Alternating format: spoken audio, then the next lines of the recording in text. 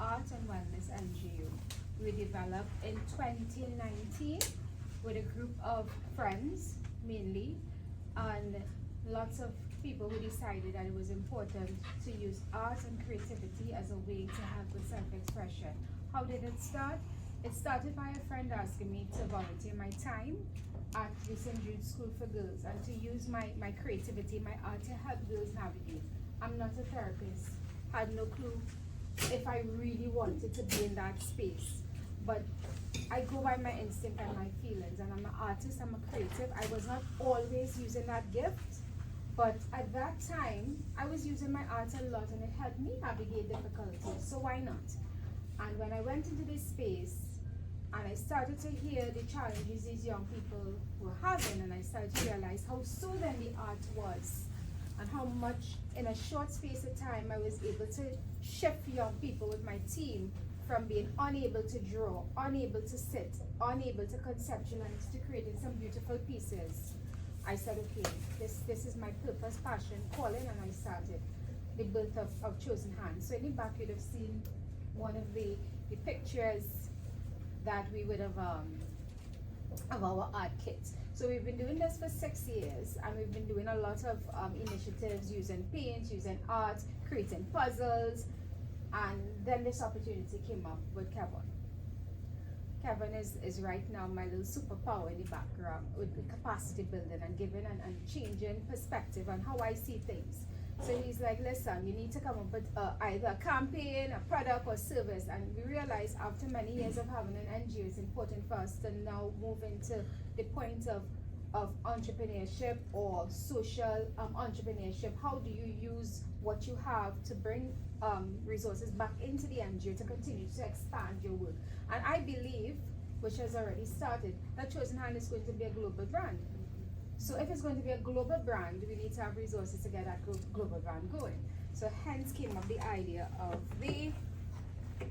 for this specific market, the EmpowerHer Art Kit. And inside this art kit has 5 years of experience. We have puzzles, which was life-size puzzles. We created baby puzzles for the young people. We have pens. We have a journal book, which I'll explain the methodology. A journal book we did with artists from Trinidad and Tobago who would have contributed their art for the young ladies, or this particular group that we're working with, to color and express themselves. We have gold satin, and I minimized that book into this book, a baby version. And we realized that this was more manageable for this specific group of young people to work with, while this was a little overwhelming.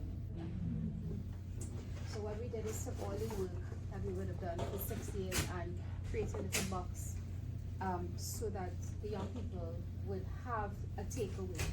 What I realized over the years working with my specific group is that every week or 3 times a week we will have classes. Some girls, I will usually work with the girls for the new intake, and it moved in. And then when they moved on, they sometimes may not have an opportunity to have a touch point with me for the rest of the semester. And they will come and peep in and say, Miss, can I just sit in the class? But the kit now allows that particular group of girls to have something that will move on, that they can move on with. And we would do art sessions, and sometimes they will store it to give to their family, or sometimes it will go missing. But with the art kits, they have everything inside of here, and many classes in this kit. And the important thing was for them to, this particular group we're dealing with, to see where they started and have a gauge as to where they can go when it's completed. So it's something, a keepsake that can make a very difficult time in the life of a young person, ease that stress, that burden, that difficulty, and it's a memory that is a positive memory that they could look back at. So I was very fortunate to have Kevin to come and visit and speak and chat with the group, the cohort that we were working with, and share his own life experiences and also encourage them. A lot of our program is about mentorship and getting a voice and helping sometimes a young person who's going through a voiceless season in their life to manifest.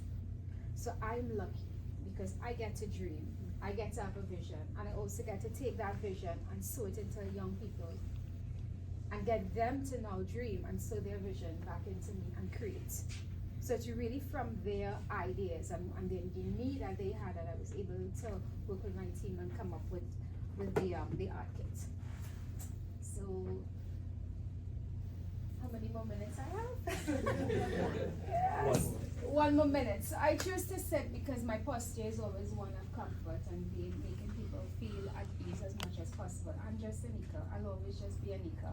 I'm an artist, a creative, a mom, a thinker, a visionary, a Trinidadian, a Tobagonian, somebody who believes that innately you have purpose and you have to tap into that purpose and you, of course, open your hands, share, and let that lotus blossom. And the reason we have a lotus, this is our signature when we have big events like this. We use the gold one, but it's typically a hand with a lotus inside of it. And that vision came because the lotus is something that really emerges out of very murky, unpleasant situation. And my purpose is always to let everyone know, not only the vulnerable young girls that we work with, but all the people we work with, that difficulty emerges beauty. I thank you.